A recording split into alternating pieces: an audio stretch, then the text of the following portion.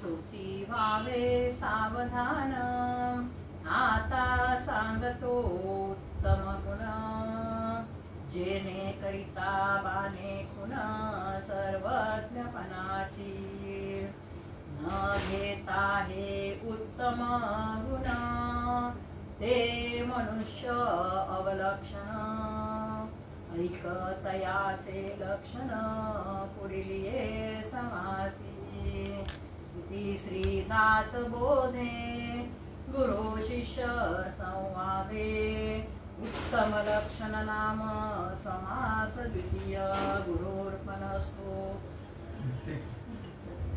हा दशक दुसरा आहे आणि समास दुसरा, समास हे दुसरा आहे। उत्तम लक्षण सांगितलेले समर्थांनी।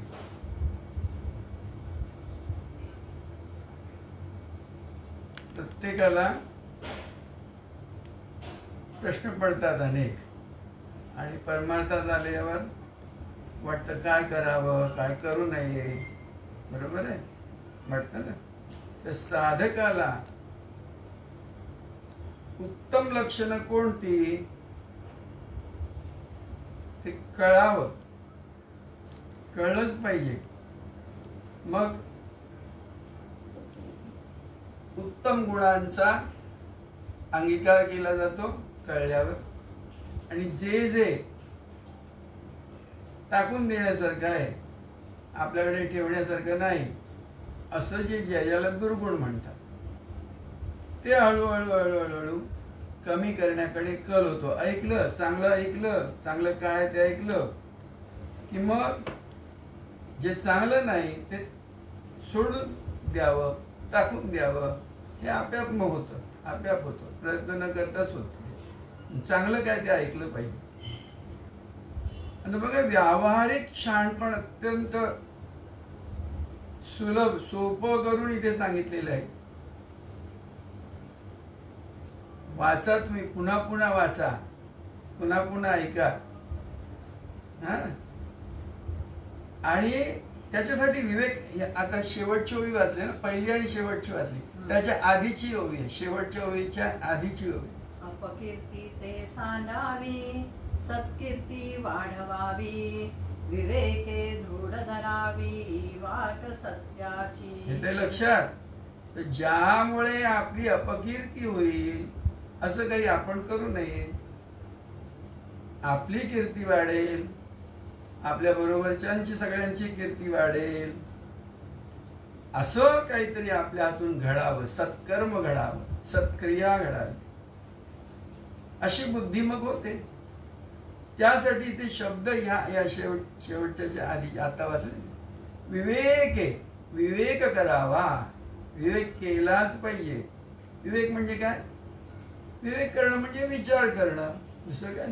विचार प्रत्येक माणसाच्या ठिकाणी विचार करणं आहे। जो विचार करतो तोच माणूस, हा। तर विचार करतो, पण विचार करणं सगळेच विचार करतात। गुरुपुत्राने विवेक केला पाहिजे, आणि विवेक करणं म्हणजे काय? तर चांगला आणि वाईट, चांगलं काय ते घ्यायचं आणि वाईट काय ते सोडून द्यायचं, त्याचा त्याग करायचा म्हणजे विवेक। त्याला सत विवेक असेही म्हटलं, सत विवेक बुद्धी। सत काय आणि असत काय याचा विचार सतत केलाच पाहिजे, केला जातो अर्थात, परंतु अंगीकार कशाचा करायचा ते कळत नाही शेवटी। मग कधी कधी ज्याला माया म्हणतात, त्या मायेचा प्रभाव असा आहे की सत झाकलं जातं आणि असत्य असं ठळक होऊन समोर येतं की माणूस असं वागतोच की ती क्रिया करण्याकडे बुद्धी होते। त्यासाठी एकच पाहिजे, विवेक ज्याला सुचावा असं वाटतं, मला बाबा विवेक सुचला पाहिजे, विवेक बोध माझा स्पष्ट माझ्या ठिकाणी झाला पाहिजे, ते कळत नाही ना। बुद्धी अशी होती की विवेक सुचतच नाही। मग विवेक सुचतो कोणाला? जो सद्गुरु भक्ती करतो त्याला विवेक सुचतो. म्हणून सद्गुरु भक्ती अशी करा की तुम्हाला वेळोवेळी क्षणोक्षणी विवेक सुचेल. आणि ज्याला विवेक सुचतो आणि तशी वागणूक त्याच्याकडून घडते त्याला सद्गुरु कृपा होते. बघा, म्हणजे पहिलं काय आहे की गुरु भेट तुमची झाली पाहिजे, सद्गुरु भेट झाली पाहिजे. सद्गुरु भेट झाली की तुमची बुद्धी अशी झाली पाहिजे की गुरुविण देव नाही दुजा. दासबोधामध्ये पण आलेलं आहे पुढे, कोण नाही श्रेष्ठ दुसरा, गुरुपेक्षा दुसरा थोर कोणच नाही. म्हणून म्हटले त्यांनी की गुरुन देव मोठा कुठचा तरी असेल तो, असं ज्याला वाटतं तो करंटा. म्हणून गुरु भक्ती, गुरु चरण सोडून दुसरं कोणतं दर्शन मला नको, अशी बुद्धी शिष्याची झाली पाहिजे. मग विवेक होतो, मग विवेक होतोच होतो. आणि ज्याच्या ठिकाणी तो विवेक, त्याला काय म्हणतात, विवेकबोध म्हणा, विवेकबोध प्रकट होतो. विवेकाचा प्रकाश ज्याच्या ठिकाणी जागा होतो त्याला सत काय असत काय क्लिअर होतं, स्पष्ट होतं. हा, तो विवेक करायला पाहिजे. आणि विवेकाने तुमच्या ठिकाणी उत्तम लक्षणं कोणती आहेत ती जाणून घेण्याची बुद्धी जागृत व्हायला पाहिजे. लक्षात घ्या, समास वाचा पुन्हा, ऐका पुन्हा वारंवार. कारण त्याच्यात काय आहे, त्याच्यात व्यावहारिक शहाणपण आहे. या समासामध्ये तुम्हाला प्रत्यक्ष जीवन, तुम्हाला अनेक लोक एक प्रश्न पण विचारतात की आम्ही नाममंत्र घेतलं पण आम्हाला प्रत्यक्ष काम करताना जे जे प्रसंग येतो, वागताना व्यवहारात इकडे जाऊ नको की तिकडे जाऊ, हे करू की ते करू, हे जे प्रश्न निर्माण होतात त्याची उत्तर तुम्हाला, बहुतेक प्रश्नांची उत्तर तुम्हाला इथे या समासात मिळते. मग व्यावहारिक शहाणपण जे आहे, समर्थ असे आहेत संत की तुम्हाला प्रत्यक्ष जीवनोपयोगी अध्यात्म काय आहे ना ते आधी सांगून टाकतात, असं क्लिअर करून टाकतात. हे बाबा असा वाग, असा वाग, असा. आणि उत्तम प्रकारे वागण्याचं शहाणपण अंगी आलं की मग नंतर पुढे खरी जी सत्क्रिया आहे ती होत जाते, घडत जाते, आपोआप घडत जाते. कळलं का? हा, म्हणजे ते ठेचा लागतात, अडचणी येतात, माणूस इकडे तिकडे धडपडतो, भेटतो, वाट चुकते. तर ते न होता ही जर तुम्ही उत्तम लक्षणं वाचली आपल्या ठिकाणी आणि त्याचा अंगीकार केला तर काय होतं, तुमची अध्यात्माची वाटचाल सोपी होते, सुलभ होते. हा, हे म्हणून हा समास वारंवार वाचा. ठीक आहे. तर अध्यात्माची वाटचाल जी आहे, ज्याला अध्यात्म म्हणतात, शब्द वापरतायचं तसं विशेष काय नाही. अध्यात्म म्हणजे जडजंबाल पण काय नाही. अध्यात्म म्हणजे काय काय आतापर्यंत तुम्ही ऐकत आलात. अध्यात्म म्हणजे काय, आधी आत्मा, बस, दुसरं काय नाही. सोपा शब्द आहे, अवघड नाही आहे. आधी आत्मा आहे. तुम्ही आम्ही काय करून बसलेलो आहोत, समजूत काय झालेली आहे, आधी हा देह आहे, आधी हे शरीर आहे. आणि शरीर आणि देह म्हणजे दृश्य रूप झालं. पण हे शरीर, हा देह जो आहे त्याची क्रियाकर्म जे काही होत आहे, तुम्ही काय म्हणतो, तुम्ही आम्ही सजीवता, सजीव जो काही देह दिसतो आहे तो कशामुळे आहे, तर आधी आत्मा आहे, मुळात पहिला आत्मा आहे. हे महत्वाचं, हे कळत नाही. तुम्ही आम्ही काय करतो, प्रत्येक जण, तुम्ही आम्ही प्रत्येक जीव काय करतो, हे दृश्यरूप जे उभं राहिलेलं आहे, देहा पहिला आधार काय घेतला जातोय, देहाचा. आपल्या ओळखीसाठी आधार कोणता घेतला जातोय, देहाचा, देह. तर तो ते तद्दन खोटा आहे, भ्रम आहे, मिथ्या ज्याला म्हणतात. एक एक भास मात्र असं आहे खरं ते, पण तो भासच खरा वाटला आणि तो असा खरा वाटला आणि जसाच्या तसं खरं मानलं गेलं आणि त्याचेच वळसे पडले आणि ते घट्ट घट्ट घट्ट होत गेलं की सुटता सुटत नाही. तो फासच आवडला, एक प्रकारचा फासच आवडला गेलेला आहे. हा, आणि त्याच्यातच दुःख भोगाचं जे काही दुःखाचे डोंगर एकापेक्षा एक असे उभे राहिले आणि त्याच्यात तो जो कोणी आहे तो, मी काय शब्दही वापरत नाही, हा, कोणी जीव म्हणा किंवा काय म्हणा असं, हा, तर तो त्याच्यात आणखी आणखी आणखी खोल जसा गर्तेमध्ये खोल जातो आणि मग बाहेर पडण्याची वाट सापडत नाही. अशा प्रकारे ती ते फसगत होते जो कोणी आहे त्याची, प्राणी म्हणा, आणि बाहेर पडण्याचा मार्ग सुचत नाही. वाटतं हे काहीतरी चुकीचं झालेलं आहे, काय हे दुःख भोग आहेत, काय हे कष्ट आहेत, पण त्यातून सुटकेचा मार्ग सापडत नाही. लोक तशा त्याच्यातच संपतात. लोक भाग्यवान कोणीतरी सुटकेसाठी काय करतो माणूस, म्हणून सुख सुख सुख काय आहे यातून सुटकेचा मार्ग. मग ह्या देवाला जातात, त्या देवाला जातात, इकडे जातात, तिकडे जातात. असं दिवस कुठचा आहे? कोणता दिवस आहे? हा, गणेश चतुर्थीचा. हा, मग तो सुख करता कोणतरी आहे. हे सगळं दुःख आहे ते हरता तो आहे.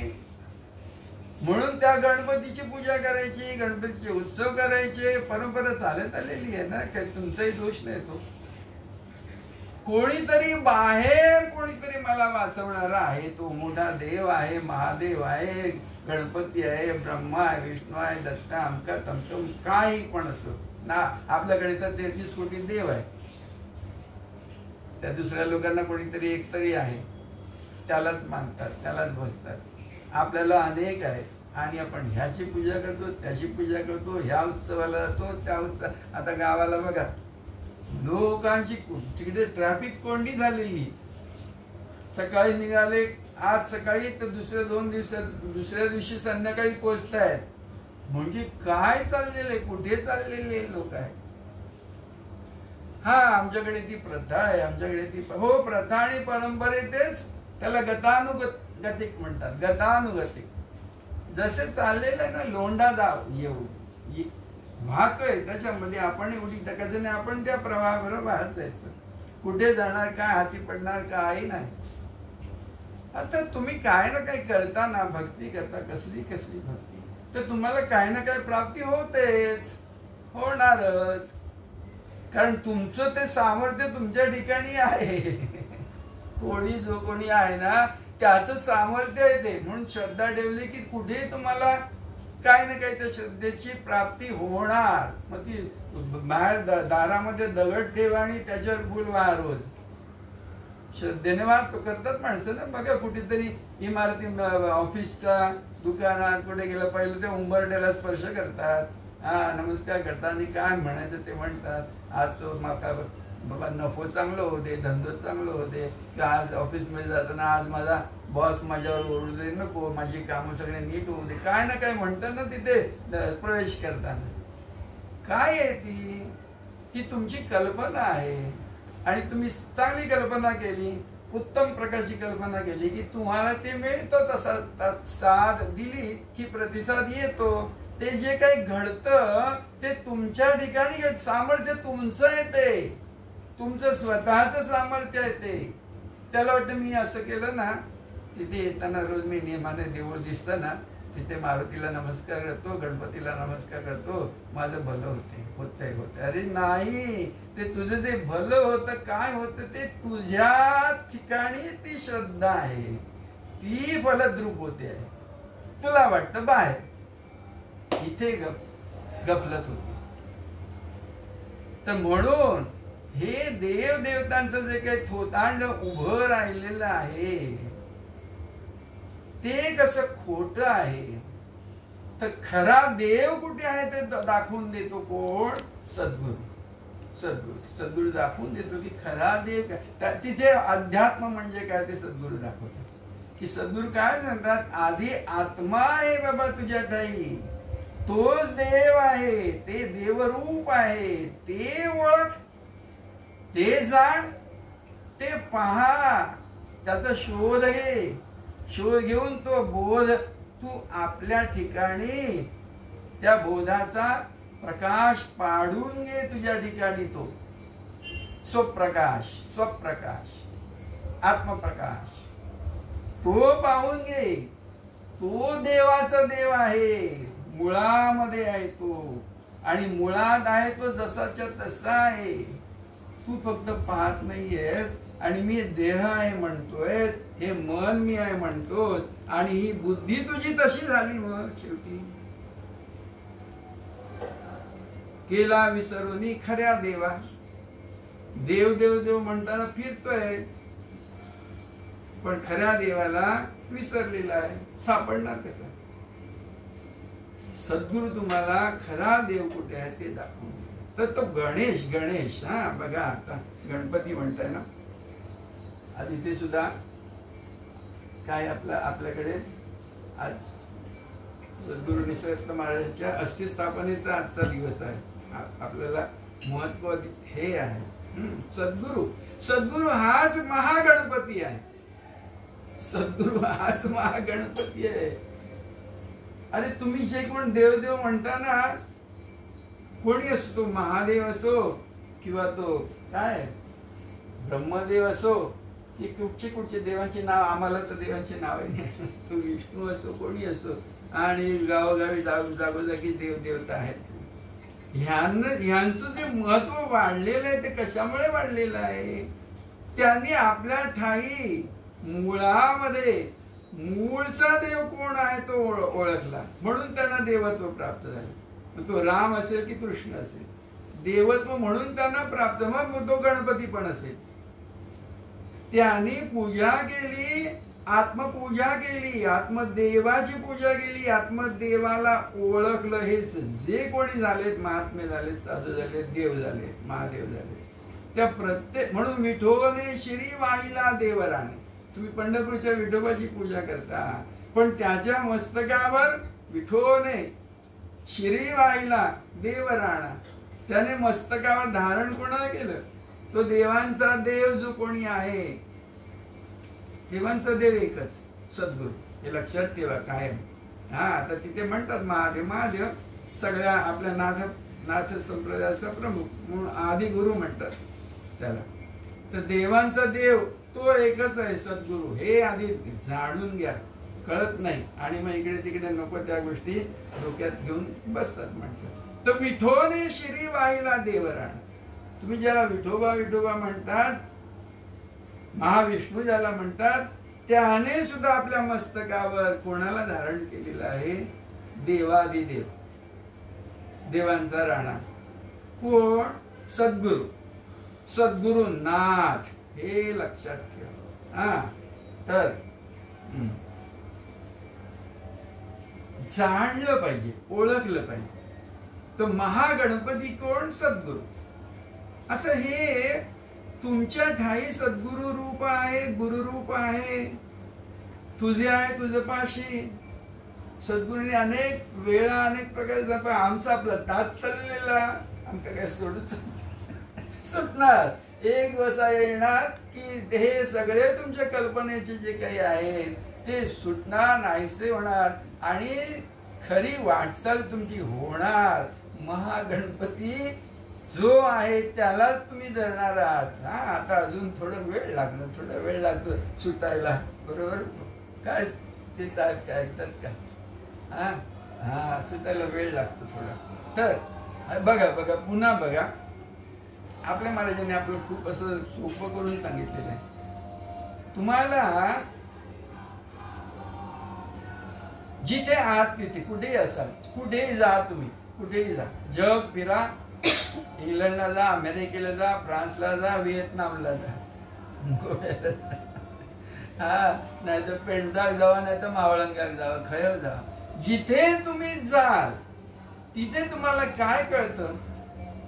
एकच कळतं ना, मी आहे.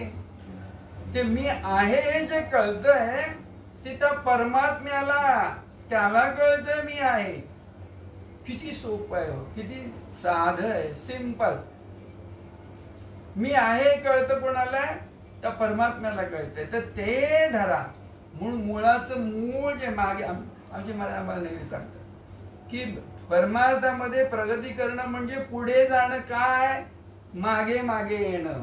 म्हणून मागे या, मागे या म्हणजे मुळाशी या. हे जे काही निर्माण झालेलं आहे देह, शरीर, तर ते कसं निर्माण झालेलं आहे ते जरा मुळात जाऊन तपासून बघा. बस काय करायचं असेल विचार तो हाच विचार करा, बाकी विचार कसला करू नका. की हे मुळाचं मूळ कुठे आहे? तर ते मुळाचं मूळ कुठे आहे? परमात्मा स्वरूप, परमात्मा.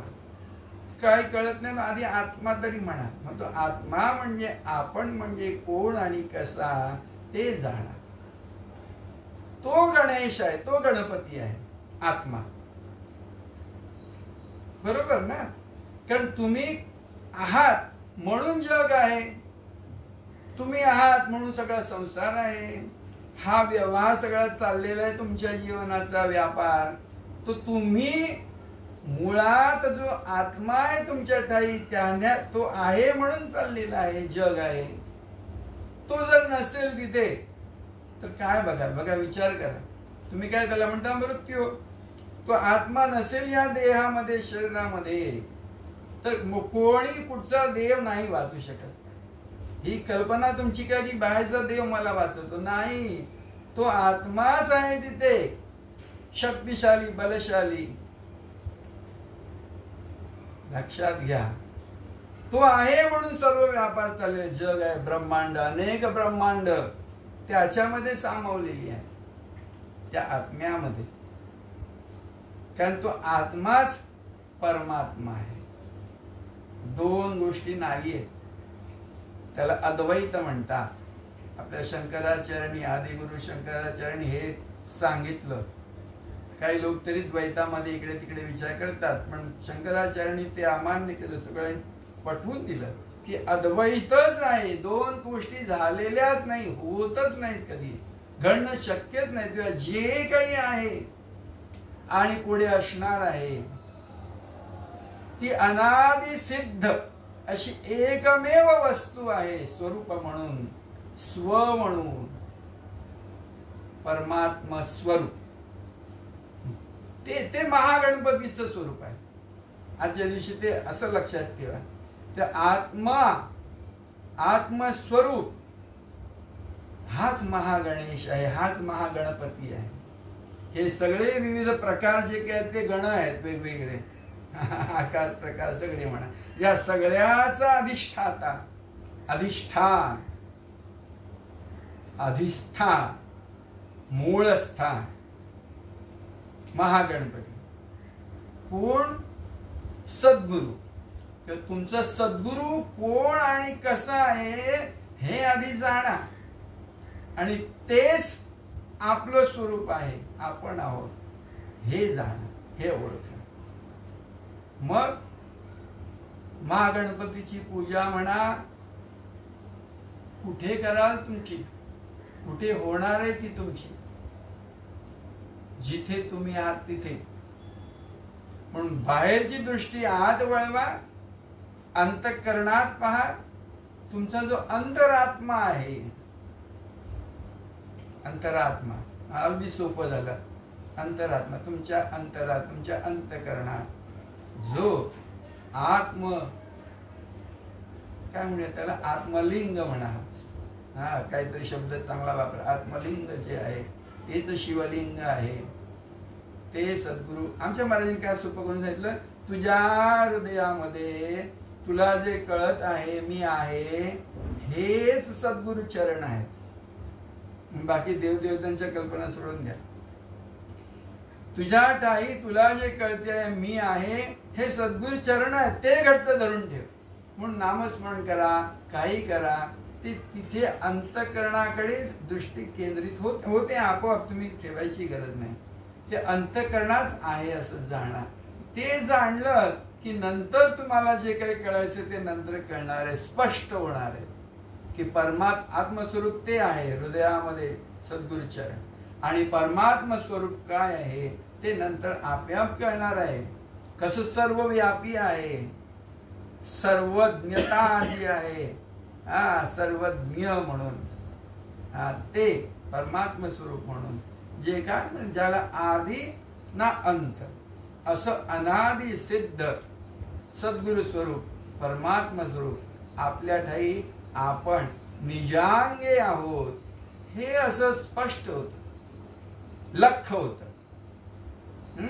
जय गुरु.